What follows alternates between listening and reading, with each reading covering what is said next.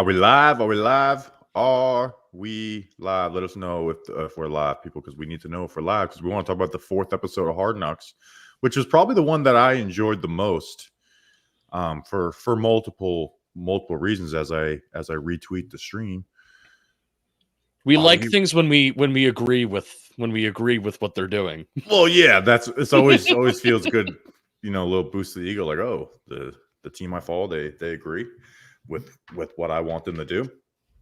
So we got all of it, but I will say, I don't like to say this, but I am going to say Justin was right on multiple facets. You don't right? like to say that your co-host is right? Oh, well, when I don't, it means when I'm wrong. If we agree on it, I'm fine with you saying you're right. But of one, I knew you were right about the trade stuff that we put out on draft day. I knew that part, but I am shocked at the amount of access that they are giving. Like totally shocked. Like I can't believe they put this out there. Like the idea that John Mayer did this one because, oh well, I guess it doesn't have to do the training camp one. He doesn't want the distraction. Oh my gosh, this is so much more. The training camp is kind of just fun, and you talk about the guy being cut, the 54th man on the roster. This is insane, the amount of access we're getting to this. First of all, you do look like Joe Burrow. I know it made me feel good today because I hate my haircut because I'm really pissed off at the barber, but it made me feel a little better that I look like Joe Burrow today. Yeah, you do. And I look like a caveman. Second of all, I was optimistic that, I'm like, yeah, this is TV, man. Like, this Giants offseason was made for TV. Like, they should show stuff. And, I was kind of carrying that mantle. And then, a lot of people's, pessimism as the months went on and say, oh, Justin, you're naive. And I had people tell, we had beat report, I'm not saying people. We have people who cover the team that were trying to tell us that, oh, well, they're probably going to show a lot of the Giants' 100th year celebration and how they're going to prep for that year, making the new uniforms. No, this offseason was made for TV, dynamic between the quarterback stuff, and they're showing it, and I love it. It's not disappointing. It is making me wonder, though, if there's other teams that are watching this being like, I don't know if we want to give this much access. Teams are going to be like, we'll take the regular one. They're going to be signing up. We'll take the regular Hard Knocks because we don't want this one. But obviously this had a lot to do with the pre-draft stuff. And a lot of it was just their conversations were like, oh my gosh, this sounds like us in the John Boy Media office on draft day. But they did a good job putting together the timeline. And it obviously starts, on 3:32 p.m. on draft day, right? So, less than 4 hours into the draft, which is right around when we got this information, Justin, that the Drake May dream was over, right? There was real belief 24 hours before the draft that they were going to be able to get a Drake May trade done. There was real belief in to do that. And part of that was Elliott Wolf wanted to do it. And, Ricky put that out today, the same exact thing you said, where, Elliott Wolf in the front office was willing, or the coaching staff were willing to do the trade down. Robert Kraft was not. So he has this phone call with Elliott Wolf, the Patriots, their GM essentially, talking about like, hey, we're interested in this. We want to do this, but it's 3 hours into the draft. Like, are you looking for this historic haul? Because we're not going to do that. Like, and basically Elliott Wolf at that point told him like, yeah, it's not happening. Tried to even do like if you give us 1, 2, 3 this year, 1, 2, 3, and then basically it's like, yeah, we're staying put, and we are taking a quarterback.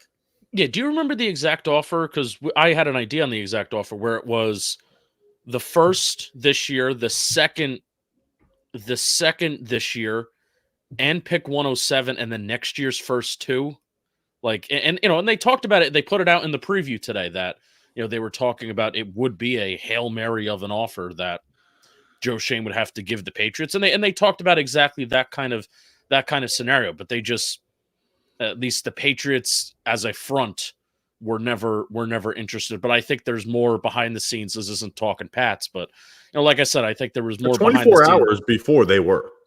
Like, yeah, there was even at the real belief combine, that this was going to get done, right? Like, me and you went up into the draft process saying, hey, we love Drake May. It's painful, but it's not going to happen. And then, like you said, 24 hours before, we started talking to people. It started getting out there a little bit. They're like, oh, this shit might actually go down. And then it got shut down towards the end of all this. Which I remember I was walking to get some dinner. There's like a good burger place that's near the John Boy Media office that it's like a tradition every year that I get it around draft. Whether it's draft day or after draft day, it's like a tradition. I do it every year. And I was on the phone with somebody and we were talking about, the Drake May dream is probably dead. And it was still light out. And it was funny that once we officially knew that once the Giants also figured out that the Drake May dream was dead, it was between like 2 p.m. to 4:30 p.m. is when the Giants kind of solidified that the Drake May dream was dead. And that's similar to the time that we kind of figured out too, that it was dead. And by the time that we logged up, we got the draft stream loaded up, we were like, we had it in the back of our heads that what if something goes down, but we kind of knew that it wasn't. Yeah. And the other access we got was, we have their entire first round draft strategy, right? It was the 3 quarterbacks, Caleb Williams, Drake May, and Jaden Daniels. And I thought, admission was a big part. And then after that, the second was Marvin Neighbors, right? If Marvin Neighbors are there, we're taking them at pick 6. And we'll talk about how Mike Groh loved, Malik Neighbors. And then number 3 was like Odunze was their 6th option, right? So basically identical to mine and yours draft boards, at least for the top 6. And then, but there was a clear difference between Marvin Neighbors and Odunze to them, similar to us, right? The Odunze kind of had the bump because of the character stuff, because he's a good, you're never have to worry about him. And they said, hey, if the Bears are want to trade up for a tackle, we will do this trade down where we trade the 6th overall pick and the 5th round pick for the 9th overall, 3rd and 4th pick. But so on paper, I wouldn't like that deal, but they said that it was if the Bears are doing it to trade up for a tackle. The risk that they ran with that was that some team trading up above them for Rome Odunze, because they knew the Titans weren't going to take a wide receiver. They knew the Falcons weren't going to take a wide receiver, but they were worried the Falcons might trade out of that pick for a team that wanted the wide receiver, but ended up not happening. But if Rome Odunze wasn't there, it would have been Brock Bowers. But that's with also the idea that Alt and Latham probably would have been over the board. We also learned Joe Alt was never a part of their plan. So any idea of like if Joe Alt was there at 6, that's not reality. They were hoping the Chargers were going to take Joe Alt, which they did. No talk of J.J. McCarthy, right? No talk of which J.J. we know that. We already knew that one just from context that they had the opportunity to take him and they didn't. We have the Giants' exact draft strategy for that pick 6. But I just found it to be so interesting that we were fearful of J.J. McCarthy for, basically since it was somewhat of a reality. And he has barely been. They met with them and good on them, but he's barely been spoken about through this entire Hard Knocks process. And I hate that we're talking about kind of source stuff, because that's not really what we do. But me and you heard about a month before the draft that they like JJ, but they don't like him more than the receivers. And at that point, me and you panicked because oh shit, if they're saying that a month out, they're gonna fucking convince themselves of JJ McCarthy. They're going to get desperate and they're going to take JJ McCarthy. And they didn't, thankfully. Yeah. So the other thing I really liked was that they had all the wide receivers in the building on the same day, right? I thought that was really cool to have Marvin Harrison Jr., Malik Neighbors, and Rome Odunze in there all at the same time. They showed the meeting with the wide receiver coach, Mike Groh, and John Mara asked Mike Groh, if you had the choice of the 3, who are you taking? He said Malik Neighbors. I think Shane disagreed with him. He would put Marvin Harrison over him, but Mike Groh said it flat out that he wanted Malik Neighbors over Marvin Harrison Jr., who's viewed as the best receiver prospect since Calvin Johnson. Yeah. Is there anything else that's that meeting that they had in that conversation? I know Dunleavy tweeted out that was the coolest part of the episode for him, just seeing how he operated, how those guys operate. Was there anything specifically about that stuck out to you? No, nothing specifically about that. It's just the idea of having all those guys in there at the same time, I think is pretty cool. They only showed us a short snippet of it, but they did, show. I like the way Dable interacts with some of these guys, and you can see some little bit of good cop, bad cop with him and Shane, even if it's not intentional. Where Dable's like, hey, because they had real worries about Neighbors' character, And that's the second time that they've asked him this type of question. Yeah, there's worries there, right? We talked about it on our first round recap that there is worries there with Neighbors, right? Outside of the, the arrest that he had Right. in New Orleans. But you know what? I will believe him in the sense that, and also Bobby, like you didn't watch Receiver, but on Netflix, but this is also like, this is a thing. And, Devontae Adams is a guy that's like talked about this on that show. And if the offenses don't have a bad offense, don't have a dog shit offense that doesn't give Malik Neighbors the football, that's on the Giants to kind of do right by him in having his ability, having this with Malik Neighbors' ability. So I think that's why they were trying to get to the bottom of it, because they knew that, right? It's not like they're trying to find out, but there's levels to that, right? There's Kadarius Toney, where it's like, this guy's just a total lunatic. Like, he won't even learn the plays. Then there's, Antonio Brown's, then there's Odell's, and then there's Devontae Adams and Stephon Diggs. And then you have like your, Larry Fitzgerald's, Romo Dunze's, who are just like, how are you? Just this, like, perfect. But, and then you saw Shane like kind of pull back on it a little bit, though, a little good cop, bad cop there. But Dable tries to be upfront with these guys and tries to relate with them. So there was that. But also, like, I know we've talked about it, but there's no, with the quarterbacks, I mean, it's a clear-cut fact at this point that they would have. Oh, that was my favorite part of this. Okay. Was with Brian Dable started going through the quarterbacks over the last 10 years. And I'm having like this bad feeling in my stomach, like, oh God, please don't be one of these guys, Brian Dable, where you're like, 7 out of 10 quarterbacks or 8 out of 10 quarterbacks fail. It's not a reason to not take a quarterback. Yeah, and I'm having like this bad feeling in my stomach, like, oh my God. And they don't know how to react to that. And Shane's like, well, what is your takeaway from that information? And just a hard fucking line of like, pick a Stroud. And then someone, replied with pick a Josh. Right. That like was like had me like in my stomach, like, and then bam, like, okay, yes, that's the opportunity. It's like, yes, you have to acknowledge that there is a lot of failure in this, and you don't want to take a guy just because you need a quarterback and you can talk yourself into him. But if you need to trust your evaluations, and if you think you got a Stroud or whoever, take him and do what you have to do to get that guy. And they try to. Part of this is exciting because they like a lot of this, and the other part is, I relived draft day, all the 24 hours before the draft day, where I was like, there was 15 hours of like, oh my God, this Drake May thing might not happen. And then 4 hours of like, that's dead. And then being like, okay, but I also love Malik Neighbors. And he's the guy I've mocked to the Giants in every single mock draft. Yeah, really what this episode made me most proud as a fan, because this is great process. Like what they did was, this is all for TV and it's not everything. I get it, but it's a process that I agree with, and I know that I'm not right and I'm not hired by an NFL team, but it's a process that I like as a fan, and it's a process that I want to root for. With even brought Tish and Mara in there, and they went through all the scenarios, and it's scenarios that you want to know what I didn't even think about. I didn't think about moving back to 9 and. The Bears. What do you mean? The Bears are going to want Odunze. They're probably not going to want to tackle, or they're going to take an edge rusher. Made me feel a lot better when they said that. Like, if the Bears want to draft a tackle, we can do this. Because if they didn't, if they said they wanted Odunze, they wouldn't have done it.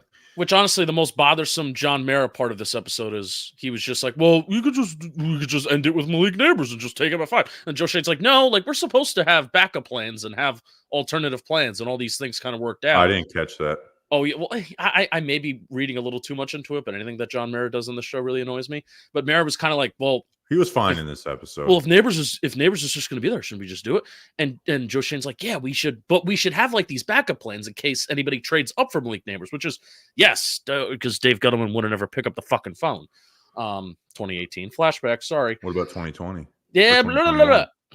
Doesn't fit my narrative. But that's what it made me proud as a fan. Like, it seems like the process of it, what Joe Shane's doing, and also we really saw a lot of Brian Dable this episode, how they work together and Dable's input on things. It makes me feel good and it makes me feel confident. We just need to make sure that we get the right players in here, and it's not just about that process. Yeah.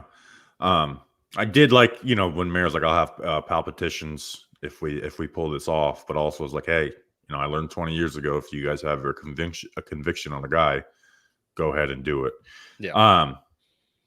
Let's see what else was there. Let me ask you this: what did you learn from the Mike? They brought in like Mike Kafka and Shea Tierney, and they're like, "What would you guys want?" And then Shane like says something, and then they just cut it off. Like, what do we get for that? And then when they asked Mike Kafka in that meeting room, like, would you want to trade up for May? He's like, if you have a conviction, it's like, well, no, say yes. Say yes, you would like to trade. You could tell that he's uncomfortable in that room, which is, we'll see how that whole relationship, works this season. That was one of the first times we heard Mike Kafka this month. I think it was the first time. Yeah. So there was there. Let's talk about the Daniel Jones stuff, because we're getting ready to go to training camp in the morning, Justin, and watch Daniel Jones be QB1 for the 5th straight year and essentially the 6th straight year. And they showed the conversation with Chris Mara, who's just sitting there like, okay. He appeared. That's awesome. So I hate saying this, but it's kind of well known that Mara can talk a little bit. Chris Mara, like, he held the carpenter thing, right? Like, he told his carpenter, and the Daniel Jones neck news came out a couple of years ago. But like, Chris Mara likes to talk, and that can leak out in different ways. Even if he's not talking to an insider, he just likes to talk to people. Part of me was like, is Shane just saying all this to get it out to the media? But they basically use that as a way of bringing up Daniel Jones and saying, like, hey, we believe in you, like saying the right things of like, hey, we still believe in you, but basically using the injury card, which is something that we heard all before the draft, right? And every time we'd have on a reporter or something, we'd kind of get a little aggravated with them when we were talking about drafting a quarterback, and they'd be like, yeah, it's like, okay, but forget the injury stuff. Let's talk about the quarterback play. And that, you could tell that was something that was like kind of narrative building that the Giants were trying to set themselves up for if they weren't able to get a quarterback, to be like, hey, well, DJ, we still believe in you. We just have to protect ourselves from the injury. And again, they're rolling Daniel Jones to QB1. There is some belief in them from them, but they obviously were not belief enough to be the franchise quarterback long term. Yeah, if you're paying him that contract, I would hope that they would have some kind of belief, even if it's unjustified belief. But again, they gave him that contract, and I think, having that much of a regret 1 year later, that would be a really bad. It wouldn't be a bad look. It's not a bad look. I think they do have that much. No, they do. They do, but I think they can't publicly give that full portrayal. Like that. Well, and they had to prepare for Daniel Jones to be their starting QB, which he is now. So you can't it's not like a, Sam Howell, situation, or Mac Jones situation. Like, it's where it's very clear they're moving on from you. They're taking a quarterback. Like, they had to put themselves in a spot where if we don't get a quarterback, we have to try and protect this relationship as much as we can. Let's see what else was there. The kid scenes were very funny. Dable with the, with the kid in the pool, was like, yeah, he just put his cigar down. I thought that line was funny. Mm-hmm. Joe Shane's son is based. I like that. Sure. And the daughter wanted May. No, she wanted McCarthy, and I was like, no, the youngest daughter. Oh, the youngest daughter. Yes, Harper. Harper's just like me. Yep. But did you see the dap up that him and his son had? Oh yeah, it was mean. I wonder if his son listens to anything. I don't think so. Probably not. But I liked how his son talked the oldest daughter out of like, no, stop with the JJ McCarthy stuff. Like, he's not the guy, and talked her out. He told his dad, he's like, you got one shot at this job. He's like, hell yeah, okay. Yeah, it was like a Moneyball scene. Like, you're gonna get your ass fired. You want to get fired, Dad? Do you want to know what Snacks' first thought when he saw his kids in his office on draft day? No. What you don't want to know? Well, I'm going to tell you. What the hell are Joe Shane's kids doing in his office on draft day? That is what Snacks screamed at his TV. Moron. 7 hours before. That wasn't a text message, but I guarantee if I were to call him right now, that's exactly what he would say. Rest in peace, Lucy. Died of lung cancer. Yeah. Also, some other small notes. Theo Johnson, tight end too. Yeah, that Dennis Hickey and a scout, they were talking at his pro day. Get healthy, fix that hip flexor, because I want to watch you in training camp. if he comes back for the 12th training camp practice, I'm gonna cause damage. Like I'm gonna realize that practice field if he doesn't practice in those first 11 practices. Might as well. And really interesting, the most interesting Carmen Brasillo nugget that we've gotten this offseason came in a conversation with Saquon Barkley. With the Runyon has center flex? Yeah. Yeah. So if JMS goes down, do you think Runyon's going to play center? I hope not. I really hope not. What the fuck is wrong with this? It's honestly, it's just a reaction of not having. That was my reaction to it. I was like, oh my God. No. I was like, just start Austin Schlottman. He sucks. Just start him. Please don't move John Runyon. What are we doing? Also, hey, he loves Jermaine is gonna. I will not. You said it on Twitter today. We're not going to talk about training camp because we're going to talk about it all tomorrow. But the first thing we're looking for is like, where is he lining up? Who's that? Where is Evan Moore lining up? Because Evan Neal's on pup. Let's see. Saquon looked genuinely interested in I actually watched or listened to the Danny Rossini thing today. I had to waste a lot of time so I get my Airbnb. And it's just clear he was hurt by it. He wanted to be a Giant. But I was very glad the Saquon stuff was over because I'm so tired of talking about it. Also on the teaser for next episode, where we talk about like, man, we had same feelings on a lot of things. They're like Kool-Aid, top of the second round corner that we would obviously love. Man, that would have been a fucking dream if they could have got Kool-Aid. My God, yeah. Yes, we're going to training camp tomorrow. We're going every day that it's available to the public, and at least every day where it won't rain. And if it does rain, you need to tweet at. Hey, here we're at the end of this. If we tweet out that we're not going to be at practice, I need you guys to mass tweet at Pat Hanlon to let the Talking Giants guys in. Yeah. Which I think they will let us in, but they haven't given us a clear-cut yes. Ask us some questions. I feel like do some questions. I feel like it's been 30 minutes, but it's only been 20. Justin, should I go pick up the van tomorrow, even though we're not going to use it? I think it's a staple. I'm bringing our recording stuff just in case. Now, there's a couple other things that we need to record, so we can't spend that much time after practice. But I'm charging everything up, and I'm going to bring it just in case. So, like, I never know. Maybe a player's like, hey guys, I really love you. Let's hop in the van after practice, even though that's not going to happen. There's a 1% chance of that happening, but guess what? I'm prepared for that 1% chance. Yeah. It's just I would like to have the van have a presence out there on day one, but do it. It doesn't make sense. I don't want to. Actually, Bill stays up late. Bill does stay up late. He takes a 5K at night. Did you guys hear the teaser for next week that there was an offer for us to get 11 and 24 from Minnesota? No, I did not hear that teaser. I thought that was the Jets. Yeah, because he said Joe Douglas. So I didn't hear anything related to Minnesota. I heard Joe Douglas. Well, they didn't. Well, I guess we'll see in the next episode, the last episode. Oh, this was cool. We didn't mention this about Malik Neighbors and the Nick Saban conversation. That's probably the most viral clip that we're gonna have tonight. Nick Saban's like, Brian, I called Nick Saban, and the two guys that they're fucking problems. Brock Bowers and Malik Neighbors. First guy that brought up his neighbor, dogs. So that was cool. Yeah, that was nice. Always love hearing Nick Saban talk good about your players. I kind of went through all my notes while we looked for questions. Neighbors, got the dog in them. Yeah, let's break this down because what do you think? They didn't really give us an answer on that because they kind of were under the assumption that Daniels was going to be gone. Right, even like Joe Shane with his kids, like, well, say someone else besides Daniels because he's not going to be there. Yeah, and the list that he gave to his daughters, Daniels wasn't on it.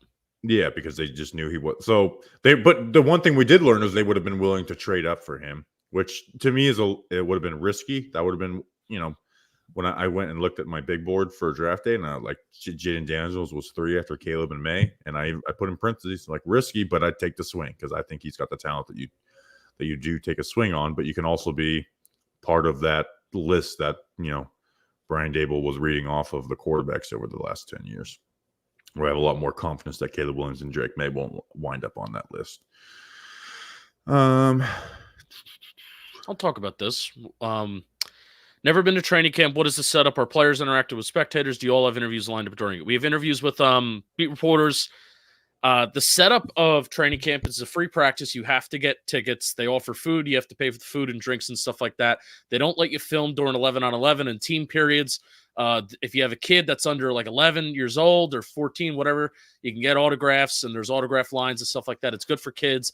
It's pretty easy to see, and you can go by the fence, and there's some player interaction. And I know sometimes they do high fives after the practice. Since they took the higher part of the fence down a couple years ago, you can actually see the whole field, and there's a ton of areas to go and see the field. Wherever the cameras are set up, by the way, the poles that are like in around the end zones, that is the field that they will be doing the primary practices on, and that is your training camp 101.